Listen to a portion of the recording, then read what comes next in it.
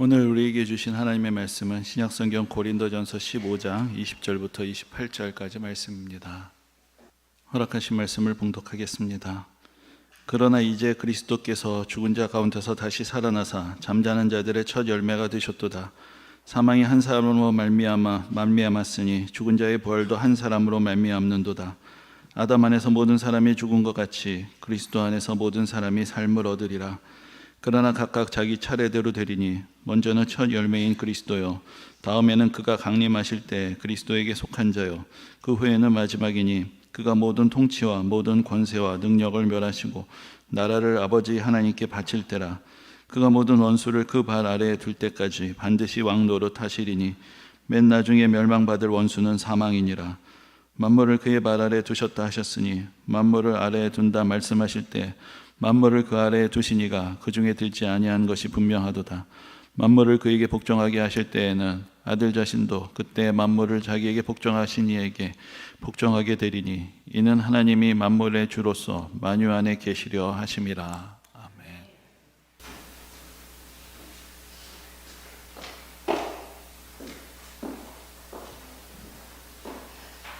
나의 이야기는 환영의 찬송으로 시작됩니다.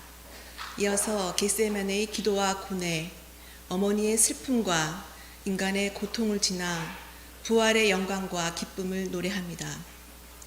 성경이 예수님의 죽음과 부활을 문학적인 이야기로만 전했다면 그 감동은 한편의 아름다운 서사로만 남았을 것입니다. 그러나 성경은 믿는 자들의 삶을 변화시키는 살아있는 말씀이며 영원한 소망으로 이끄는 진리입니다.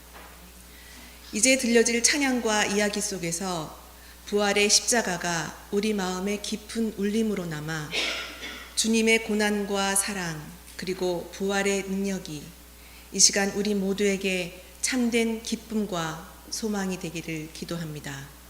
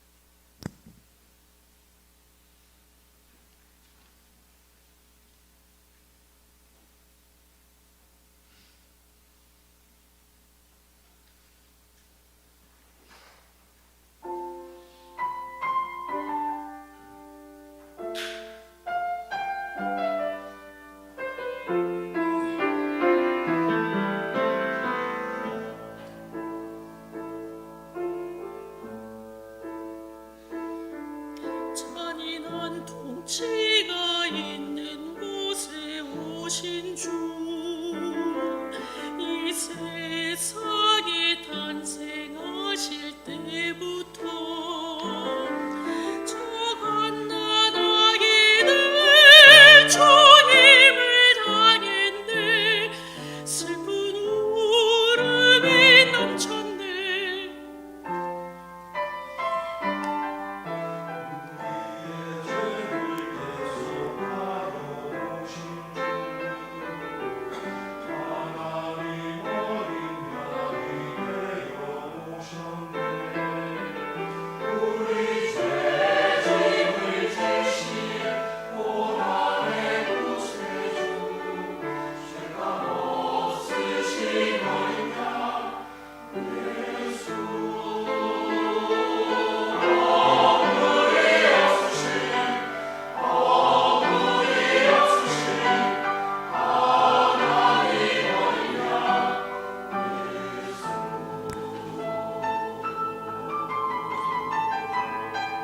우리의 죄악을 용서하신 주, 우리 모든 죄를 씻어 주시네. 수고하고 무거운 짐진 자들에게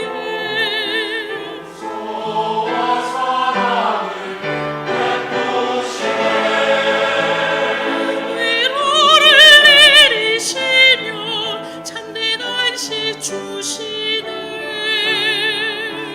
죄가 없으신 어린 양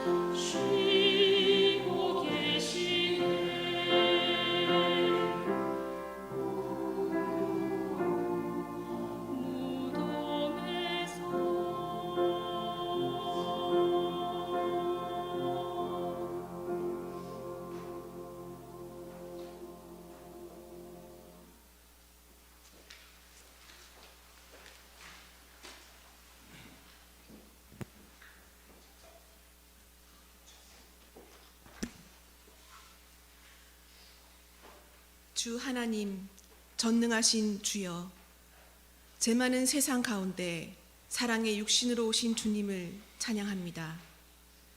주의 자비로 우리를 지으시고 주의 죽으심으로 우리에게 생명을 다시 허락하셨으며 주의 능력으로 거룩한 사랑을 베풀어 주셨습니다. 주여, 살아 숨쉬는 모든 순간마다 그 높고 깊으신 사랑을 전하는 참된 증인으로 살게 하소서. 아멘.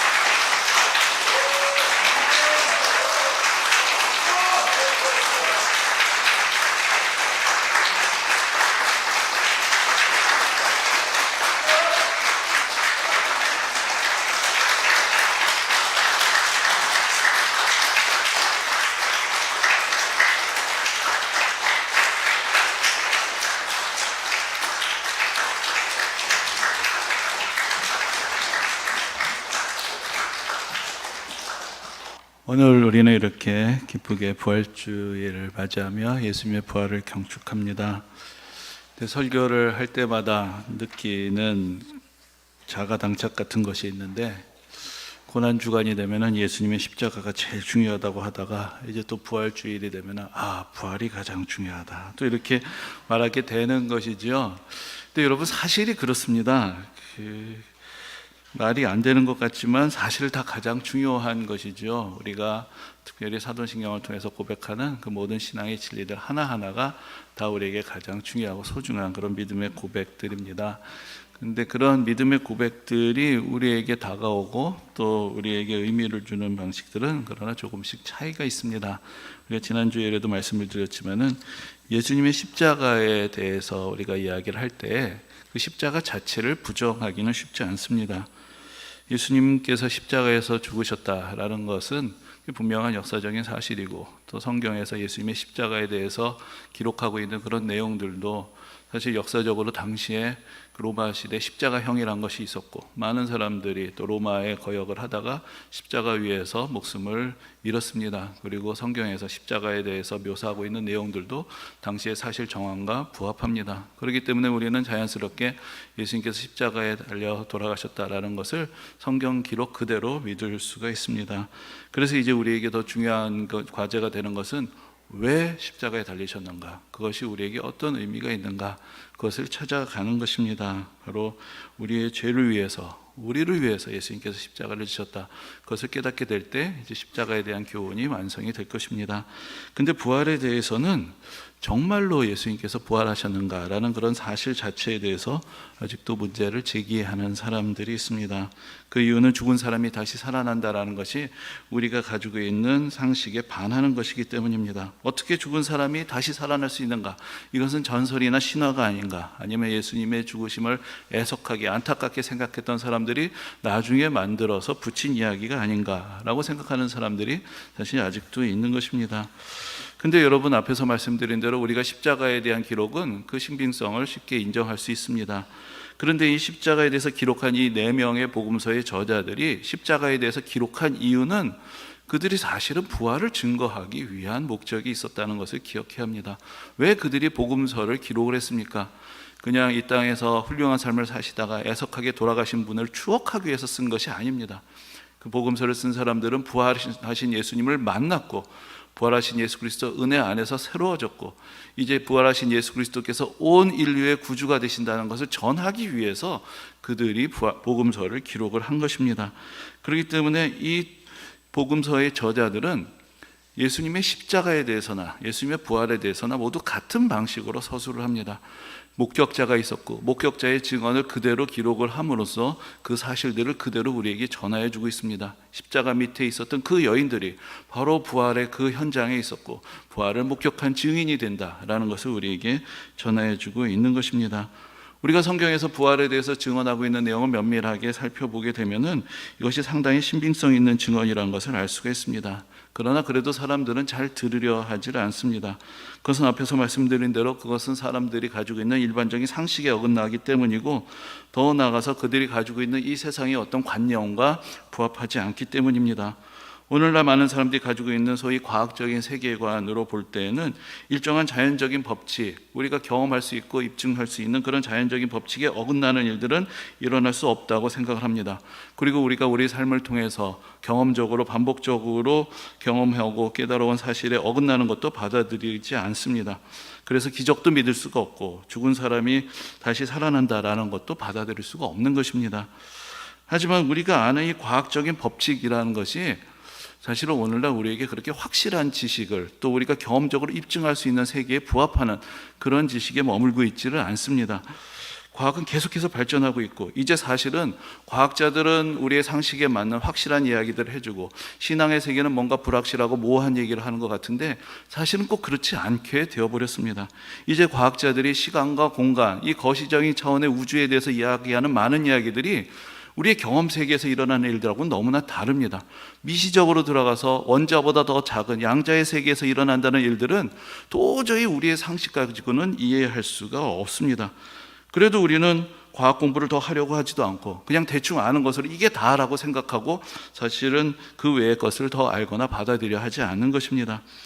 우리는 죽음에 대해서도 사실 그렇게 많은 것을 아직도 알지 못합니다. 우리는 죽음을 맞이한다는 것이 절대적인 진리라고 생각을 하지만, 그러나 사실 아직도 우리는 왜 사람이 죽는지 잘 모릅니다. 기본적으로 세포라는 것은 재생할 수 있는 능력이 있습니다. 치명적인 상처를 받는 것이 아니면, 큰 병을 걸리거나 큰 어떤 사고를 당하는 것이 아니라면은 세포는 재생됩니다. 그래서 상처가 나면은 다시 아물어지게 됩니다.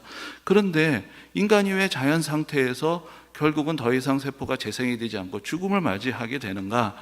그래서 과학자들이 연구하는 것은 세포 안에 일종의 타이머가 있다라는 것이죠. 그래서 어떤 시간이 되면은 이 타이머가 작동이 되어서 이제 더 이상 재생이 잘 되지 않는 일들이 벌어진다고 하는데, 그 메커니즘은 찾아내는데 왜 그런 타이머가 있는지 자체에 대해서는 아직도 분명하게 드러내 보여주고 있지 못한 것입니다.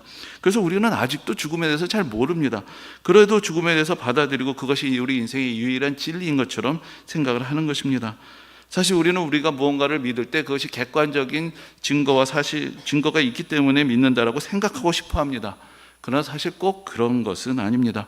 우리가 지금 믿고 있는 많은 것에 대해서 우리가 과연 얼마나 확실한 증거들을 알고 입증을 할 수가 있습니까? 그저 우리는 내가 이미 안다고 생각하는 그 세계 안에 안주하려고 하고 그것이 흔들리는 것을 별로 좋아하지 않습니다.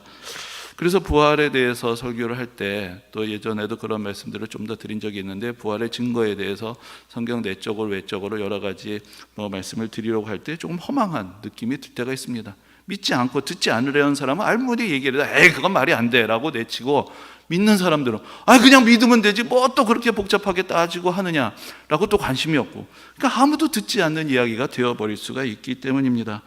그런데 부활이라는 것이 우리에게 중요한 것은 그것이 어떤 객관적인 외부의 사실에서 믿고 안 믿고의 문제에 그치는 것이 아니라는 데 있습니다. 앞에서 말씀드린 대로 사람들에게는 저마다 가지고 있는 어떤 밑바탕에 깔고 있는 어떤 세계에 대한 관념이 있습니다. 그런데 부활이라는 것은 그 관념, 그 세계관 그 자체에 대해서 문제를 제기하고 도전을 하는 것입니다.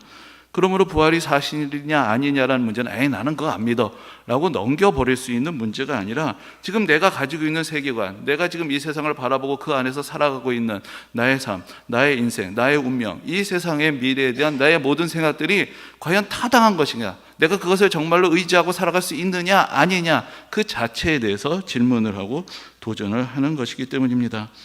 예수님의 부활은 과학적인 세계관을 가지고 있다고 생각하는 사람들이 믿고 있는 것처럼, 하나님이란 분이 계신다 하더라도 하나님은 자연법칙 밖에 계시는 것이고 이 세상에 관여하지 않고 이 세상은 그냥 우리가 알고 있는 상식적인 과학의 법칙 질서 안에 머물러 있다, 이런 생각을 깨뜨리는 것입니다.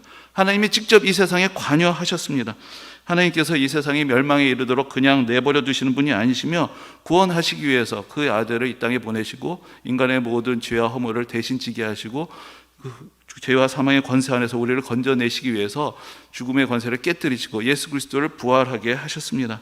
그리고 예수님의 부활을 통해서 우리 인생이 죽음으로 끝나는 인생이 아니며 부활과 영생의 축복과 은혜가 우리를 위해서 예비되었다라는 것을 우리에게 보여준 것입니다. 그래서 오늘 본문의 첫 구절에서 사도 바울은 이렇게 선언합니다. 이제 그리스도께서 죽은 자 가운데서 다시 살아나사 잠자는 자들의 첫 열매가 되셨도다. 그래서 바울은 부활이 첫 열매였다고 이렇게 이야기합니다. 예수님이 대단한 분이시라서 어떤 유일하게 그런 특이한 일이 일어났다라고 이야기하는 것이 아니라 예수님의 부활이 우리 모두의 부활의 첫 번째 열매였다라고 그렇게 말씀하고 있는 것입니다. 이 믿음에 대해서 우리가 이야기할 때 조금 한 가지 좀 이해해야 할 것이 있습니다. 그 당시에 대부분의 유대인들은 마지막 날에 하나님 앞에서 모든 사람들이 부활하고 심판이 있을 것을 믿었습니다. 그런데 그들이 믿지 못했던 것은 그 마지막 날에 있어야 할 그 부활이 지금 역사 속에서 이 한가운데 일어날 수 있다라는 것을 믿지 못했던 것입니다. 그런데 예수님께서 부활하심으로 이제 마지막 날 모든 사람들이 부활하게 될 것이라는 확실한 증거를 갖게 된 것이고, 하나님께서 이 세상 역사 가운데 벌써 이미 개입하시고 이제 하나님께서 마지막 날에 이루시기로 약속하신 그 일들을 이제 시작하셨다라는 그런 놀라운 증언과 선포가 되었던 것입니다. 그래서 사도 바울이 우리에게 가르쳐주고자 하였던 것은 이제 예수 그리스도의 부활이라는 것이 어떤 특정한 사건이 아니라 우리 모두의 부활의 전조가 되는 것이고 이 세상에 앞으로 하나님께서 이루실 놀라우신 은혜의 역사의 시작점이 되는 것이다. 그것을 우리에게 가르쳐주고 있는 것입니다. 그러므로 우리가 부활에 대해서 생각을 할 때 그것이 무엇을 의미하는가라는 것을 우리가 조금 더 깊이 생각해 보아야 하는 것입니다. 예수님께서 처음에 이 땅에 오실 때는 고난의 종으로 이 세상에 오셨습니다. 그래서 우리의 모든 죄를 대신 감당하시고 십자가에서 죽으셨습니다. 그리고 부활하심으로 이제부터 오는 세계의 일들을 예고하셨습니다. 그리고 예수님께서 다시 오실 때에는 그때는 전능한 왕으로 오실 것이고 이 세상의 모든 악하고 모든 더러운 것들을 다 심판하실 것이고 하나님의 은혜 가운데 있는 모든 사람들에게 부활의 영광을 주시고 새로운 생명을 허락하여 주실 것입니다. 부활에 대한 신앙은 이 세상에서 우리가 어떻게 살아가야 하는가, 거기에 대한 우리의 태도를 결정하게 합니다. 죽음으로 모든 것이 끝난다라고 생각하는 사람들에게 있어서는 그들이 살아있는 동안에 많은 것들을 최대한 성취하고 누리는 삶을 살려고 할 것입니다. 그 이후의 세계가 어떻게 되든지 사실 내 자신하고는 그렇게 큰 상관이 없는 일이 됩니다. 그런데 예수를 믿으면서도 부활을 심각하게 생각하지 않는 사람들도 있습니다.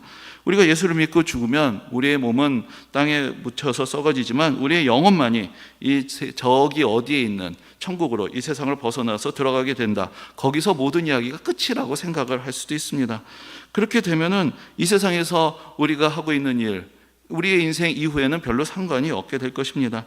이 세상이 그 다음에 어떻게 되는지 우리는 별로 상관하지 않고 단지 우리의 영혼의 구원만을 바라게 될 것입니다. 하나님께서는 이 약한 세상을 멸하실 것이고 우리는 여기서 탈출만 하면은 성공하는 것이기 때문입니다. 그러나 성경은 우리에게 그렇게 가르치지 않습니다. 우리가 매주일 고백하는 사도신경 속에서 우리는 무엇을 고백합니까? 우리는 몸의 부활과 영생을 믿는다라고 매주일 고백하고 있습니다. 하나님은 죄에 물든 이 세상을 던져버리시고 마음에 드는 몇 사람들을 빼내시는 것이 아닙니다. 우리가 요한복음 3장 16절에서 잘 알고 있는 것처럼 하나님은 이 세상을 사랑하셨습니다. 하나님께서 친히 지으신 이 세상을 사랑하셔서 이 세상을 구원하시고 회복하시기를 원하셔서 그 아들을 이 땅에 보내신 것입니다. 그러므로 이제 예수 그리스도의 부활과 함께 이 세상을 구원하시고 회복시키시는 그런 하나님의 놀라운 은혜의 역사가 시작이 된 것이고, 이제 예수 그리스도의 부활을 통해서 하나님에 대한 믿음을 갖고 희망을 갖게 된 이들이 이 구원의 역사에 함께 동참을 하게 되는 것입니다. 예수님의 부활을 믿는 우리들은 우리의 인생이 어느 날 허망하게 끝마치게 될 것이라고 염려하지 않습니다. 예수님의 부활을 믿는 우리들은 이 세상에 인간의 죄로 물들고 알 수 없는 재난으로 언젠가 허망하게 종말을 맞이하게 될지 모른다 염려하지 않습니다. 예수님의 부활과 함께 우리 모두의 부활이 예비가 되어 있으며, 부활하신 예수님이 다시 오실 때 이 세상 가운데 하나님의 나라가 완성이 되고 하나님이 태초에 지으셨던 이 아름다운 창조 세계가 다시 회복되고 더 풍성하게 번성하게 된다는 것을 우리가 믿기 때문입니다. 그러므로 우리가 이 세상에서 양심을 지키고 진실하게 살아가고 정직하게 살아가고 이 세상의 정의와 선함과 아름다움을 위해서 기꺼이 살아갈 수가 있습니다. 우리의 모든 수고와 눈물과 고난이 헛되지 않을 것을 우리는 믿기 때문입니다. 선하신 하나님께서는 우리의 모든 진실함과 선함과 의로움과 아름다움을 통하여 지금도 역사하고 계시고, 이 모든 것을 통해서 마지막 날에 이루실 하나님 나라를 지금도 예비하고 계시는 것입니다. 그리고 부활한 우리는 우리의 눈으로 하나님 나라가 완성되며 하나님의 영광 가운데서 모든 것들을 아름답게 변화시키는 그것을 다 함께 보게 될 것입니다. 그리고 함께 하나님을 찬양하면서 그 가운데서 영원한 생명을 누리게 될 것입니다. 이것이 부활한 데 있는 우리의 믿음이며 우리의 희망인 것입니다. 또 한 번의 부활절을 맞이하며 부활 안에 있는 희망을 간직하고 하나님의 나라를 위해서 오늘도 진실한 믿음의 씨앗을 뿌리며 부활의 기쁜 소식을 전하는 성도님들이 되시기를 주님의 이름으로 축원합니다.